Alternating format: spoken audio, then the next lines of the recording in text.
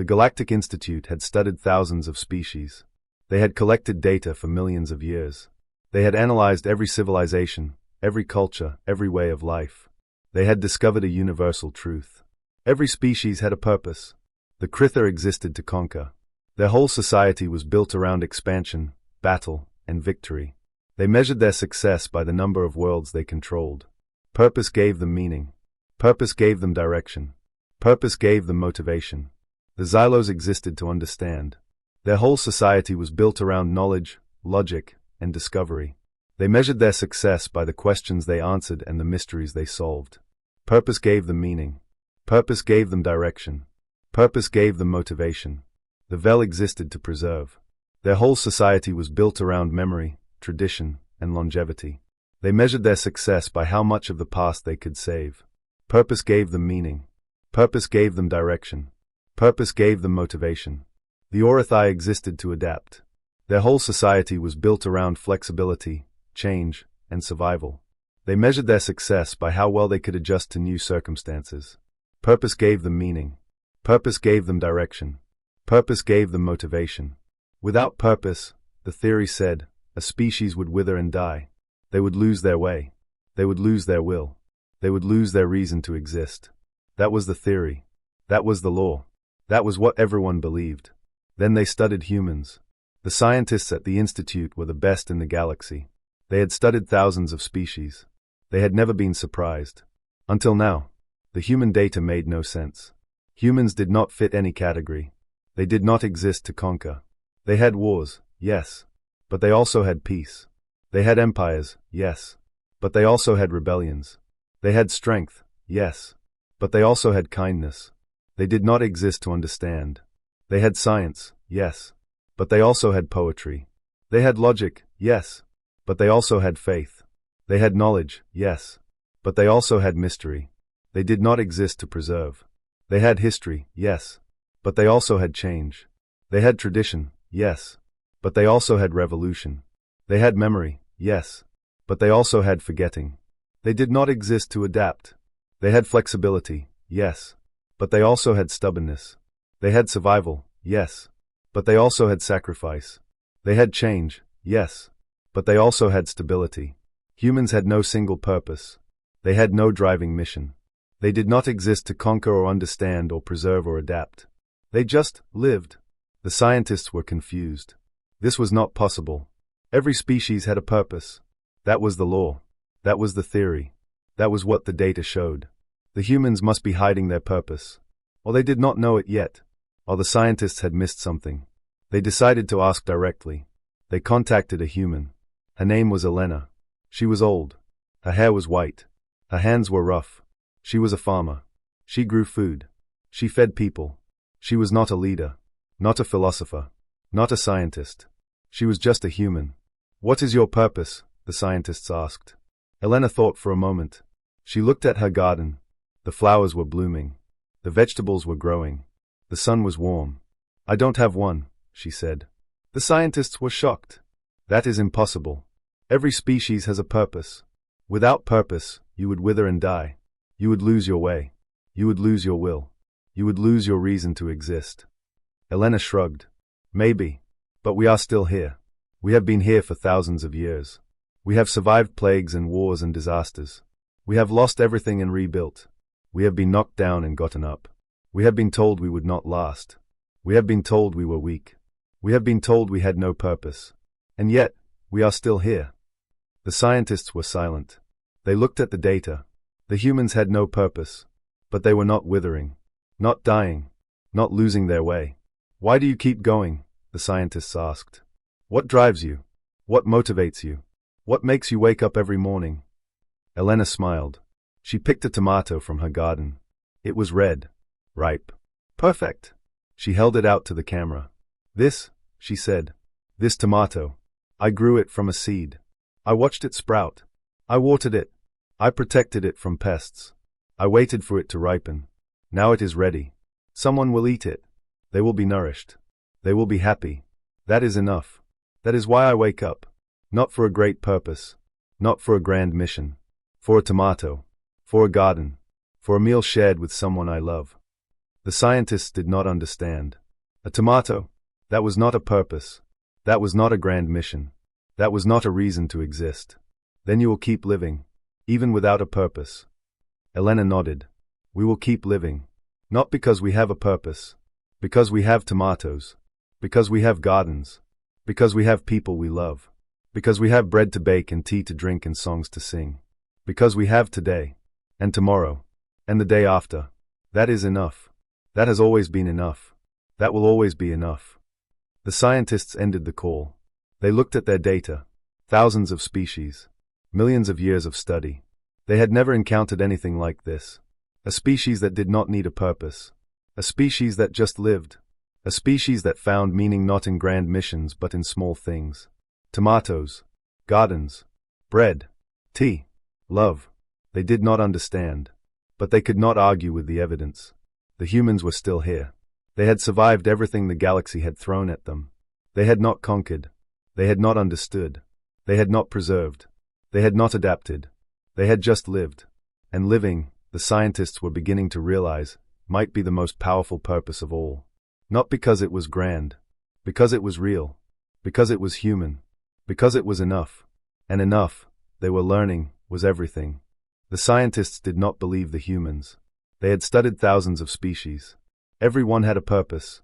The Kritha conquered. The Xylos understood. The Vel preserved.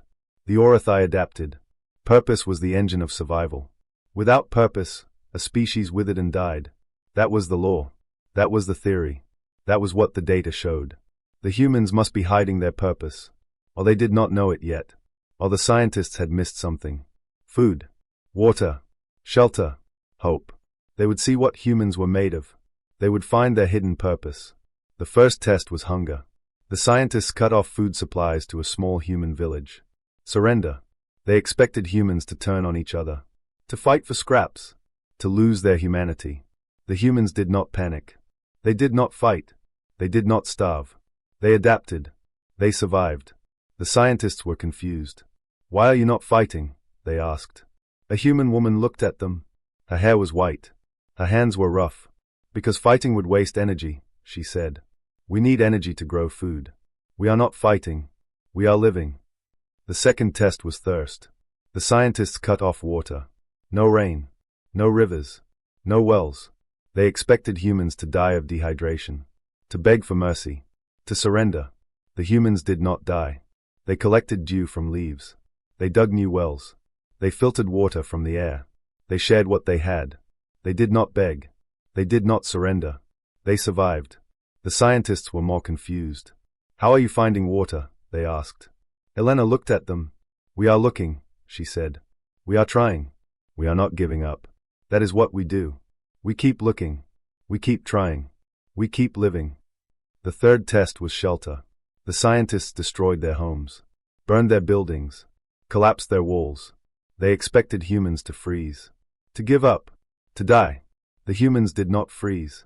They built new shelters. From wood, from stone, from scraps. They worked together. They shared tools. They shared skills. They built homes that were stronger than before. They survived. The scientists were frustrated.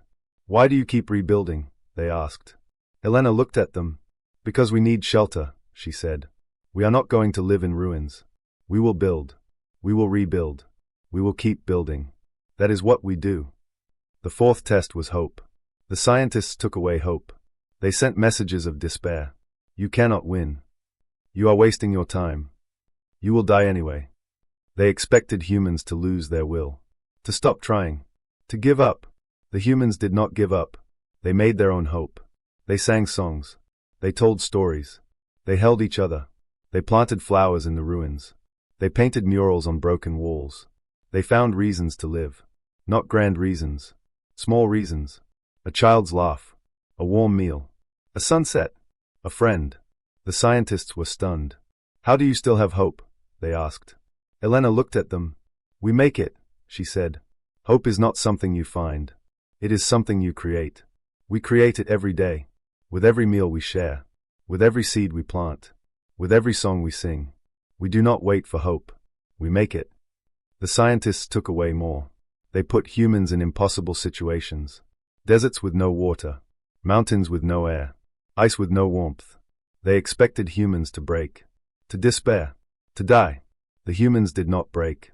They found water in the desert. They found air in the mountains. They found warmth in the ice. They survived. They always survived. Not because they were strong, because they refused to stop, because they kept trying, because they kept living. Why do you keep going? The scientists asked. Elena looked at them. She was old. Her hair was white. Her hands were rough. She had lost everything. Her home, her village, her friends. She had been tested in ways the scientists could not imagine. She was still here, still standing, still living. Because we are alive, she said. That is enough. We do not need a purpose. We do not need a reason. We do not need a mission. We are alive. So we live. We eat. We drink. We sleep. We love. We lose. We grieve. We hope. We keep going. Not because we have to. Because we can. Because we are here. Because we are human. The scientists were silent. They had taken everything from the humans. Food. Water. Shelter. Hope.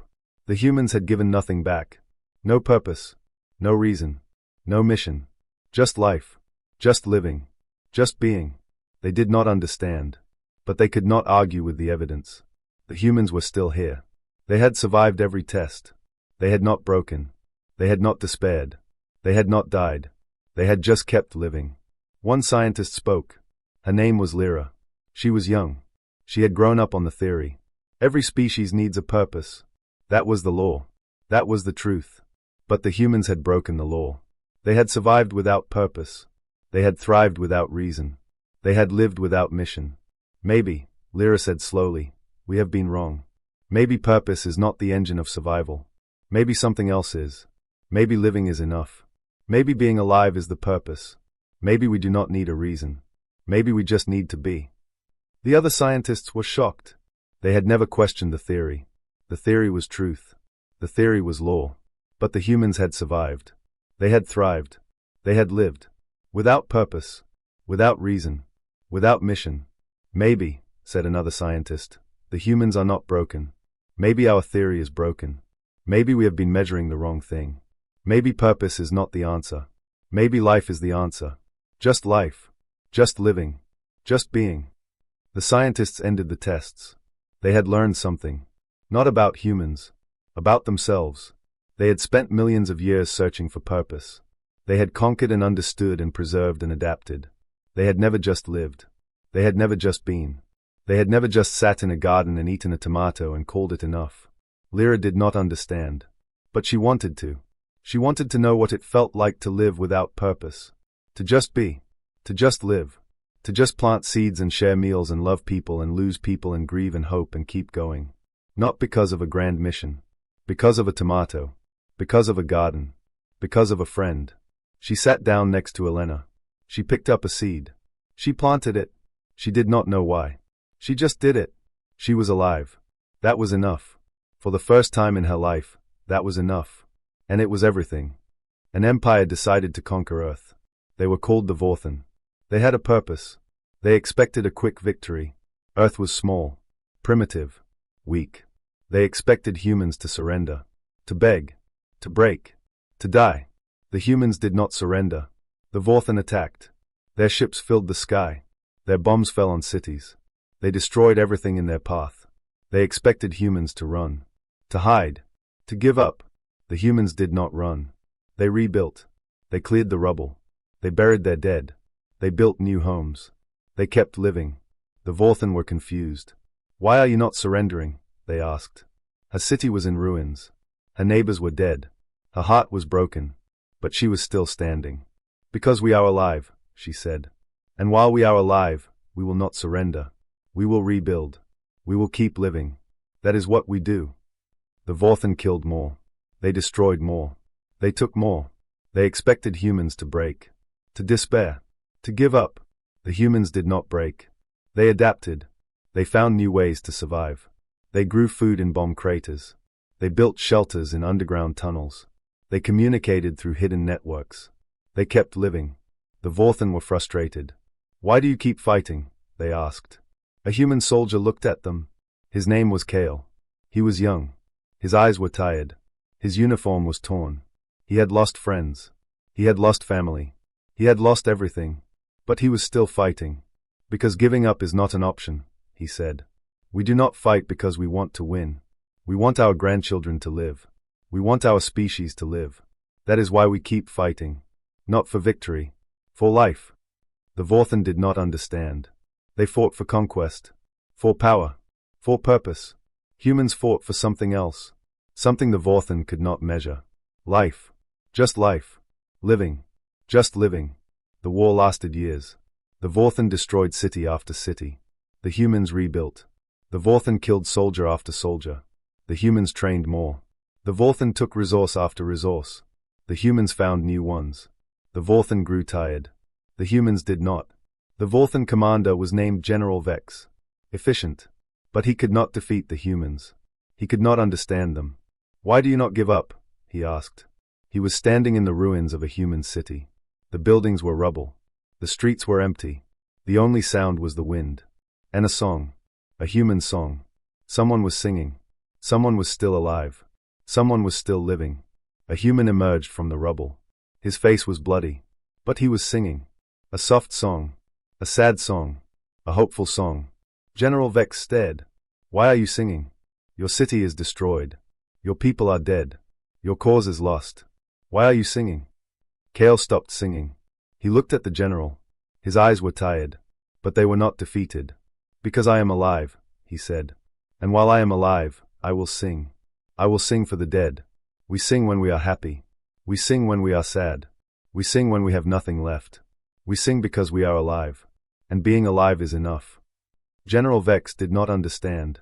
He had never sung. Singing did not create power. Singing was useless. But the human was singing. And the human was still alive. After years of war. After years of destruction. After years of loss. The human was still alive. Still singing. We cannot defeat them, General Vex said to his officers. We can destroy their cities. We can kill their soldiers. We can take their resources.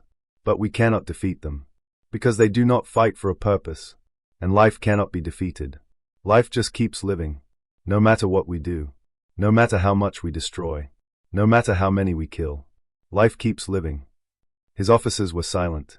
They had never heard their general speak this way. He had always been confident. Always been certain. Always been victorious. Now he sounded tired. Defeated. Human. What do we do? An officer asked. General Vex looked at the human. Kale was sitting on a pile of rubble. He was eating bread. He was sharing it with another survivor. He was smiling. After everything. After all the loss. After all the pain. He was smiling. We leave, General Vex said. We cannot conquer them. We cannot break them. We cannot defeat them. They will not stop living. They will not stop rebuilding. They will not stop singing. We have lost. Not because we are weak. Because they are alive. And being alive is stronger than any weapon. Any army. Any empire. The Vorthen left. They returned to their empire. They told their people about Earth. About the humans. About the war they could not win. Not because the humans were stronger. Because they would not stop living. The Vorthen commander, General Vex, was court-martialed. He was accused of cowardice. Of failure. Of weakness. He accepted the charges. He did not defend himself. He had seen something on Earth. Something the Empire did not understand. Something he could not explain. Something he could not forget. Years later, he returned to Earth. Not as a conqueror. As a visitor. He found the same city. The same rubble. The same people. They had rebuilt. New buildings. New homes. New gardens. Children were playing. People were laughing. Someone was singing. He found Kale. The young soldier was older now. His hair was gray. His hands were rough. He was walking with a limp. He was planting a garden. Why are you planting a garden? General Vex asked. Kale looked up. He recognized the general. He did not show anger. Did not show fear. Did not show hate. He showed something else. Something the general did not expect. Kindness. Because I am alive, Kale said. And while I am alive, I will plant gardens. I will grow food. I will feed people. I will love. I will lose. I will grieve. I will hope. I will keep living. That is what I do. That is what we do. That is what humans do. General Vex sat down. He watched Kale plant seeds. He watched the children play. He watched the people laugh. He watched the sun set. He did not understand. But he wanted to. He wanted to know what it felt like to be alive. Not to conquer. Not to expand. Not to have power. Just to be alive. Just to plant a garden. Just to share bread. Just to sing a song. Kale handed him a seed. Plant this, he said. It is a tomato. They are delicious. You will like them. General Vex took the seed. He planted it. He did not know why. He just did it. He was alive. That was enough. For the first time in his life, that was enough. And it was everything. How a species with no power became the most dangerous in the galaxy. Final insight. The ones who just lived. It took the galaxy years to understand humans. Not because they were complex, but because they were simple in a way no one had ever imagined. The scientists studied everything. Data, behavior, survival patterns, emotional responses. They ran simulations, built models, tested theories. Nothing worked. Humans didn't fit. Dr. Lyra stared at the reports again. Thousands of species had been documented. Each one had a purpose, a driving force, a reason to exist. The Kritha conquered. The Xylos understood. The Vel preserved. The Orathai adapted. Every species had a purpose. And that purpose was their strength. But also their weakness. Because purpose could be attacked. Take away conquest, and conquerors fall. Destroy knowledge, and seekers collapse. Erase history, and preservers fade. Overwhelm adaptation, and survivors perish. Purpose made them predictable, controllable, breakable. But humans had no purpose. That was the problem. And the answer. At first, Lyra thought it was an error, a flaw in the data, a missing variable. But the more she studied them, the clearer it became. Humans didn't live for a reason. They just lived. She watched a recording. An old woman, Elena, standing in the ruins of a broken city, planting tomatoes. No mission, no strategic value, no logical purpose. Just planting, just growing, just living. Why? Lyra whispered. There was no answer. And yet, the woman kept going. Lyra pulled up another file. A soldier, Kale, after the war, standing where everything had been destroyed, holding a single seed. Instead of rebuilding weapons, he planted it, and when someone asked why, he simply said, because it might grow. No certainty, no guarantee, just hope. Lyra leaned back, confused, frustrated, fascinated. Humans didn't optimize survival. They didn't follow logic. They didn't act based on efficiency. They acted based on something else. Something invisible. Something unmeasurable. They helped without gain. Gave without reason. Stayed when leaving made more sense. She reviewed more cases. Doctors working without payment. Strangers feeding strangers. Children sharing food. Firefighters running into danger. No reward. No purpose. No logic. Just choice. And that was when it clicked. They don't need a reason, Lyra said softly. The room fell silent. Her colleagues looked at her. What do you mean? One asked. Lyra stood. Every species survives because of purpose, she explained. Remove the purpose and they collapse. She paused. Humans don't. Confusion spread. That's impossible. No, Lyra said. It's just different. She activated a projection. Earth. Cities destroyed. Wars fought. Loss beyond measure. And still. People laughing. Sharing. Rebuilding. Living.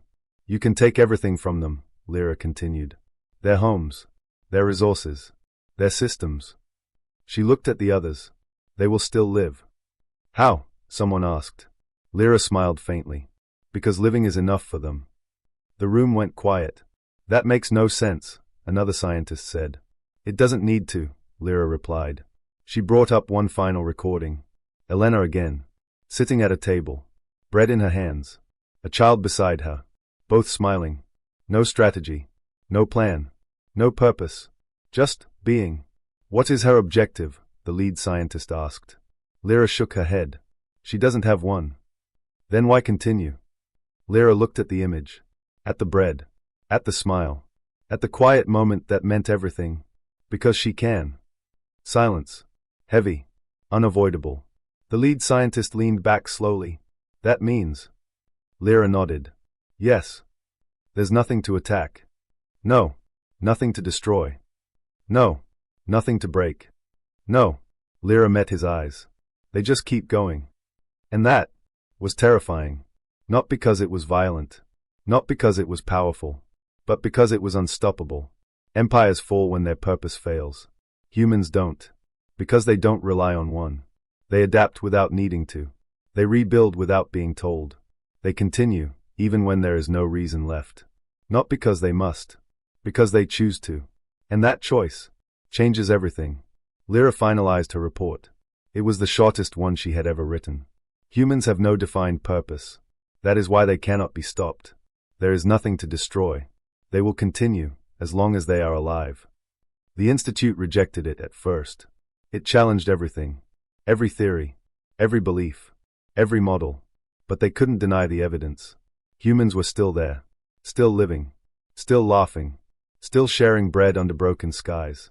The head of the Institute watched the footage again. Elena handing bread to a stranger. No hesitation. No calculation. Just kindness. He exhaled slowly. Maybe we were wrong, he said. Lyra didn't respond. She didn't need to. Because the truth was already clear. The most dangerous species in the galaxy was the one that didn't need a reason to survive.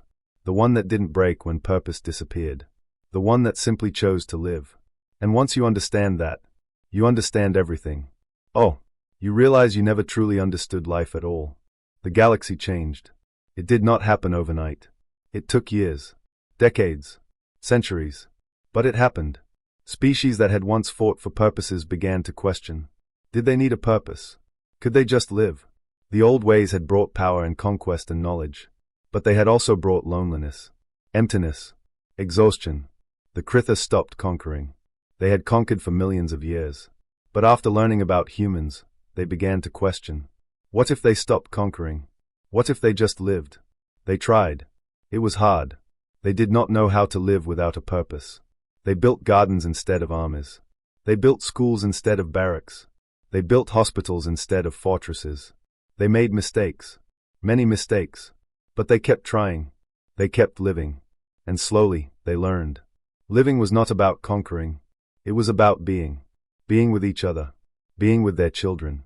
Being with their planet. Being alive. The Xylos stopped analyzing. They had analyzed for millions of years.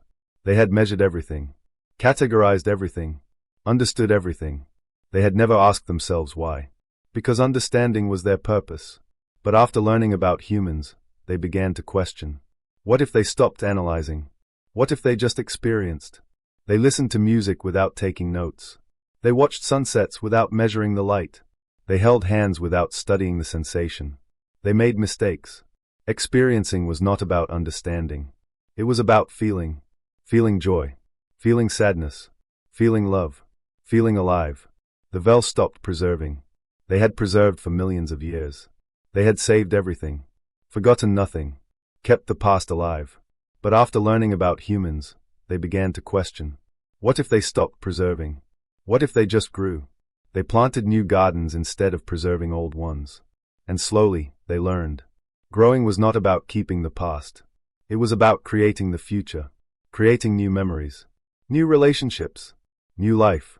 The Orathai stopped adapting. They had adapted for millions of years. They had changed themselves to fit every environment.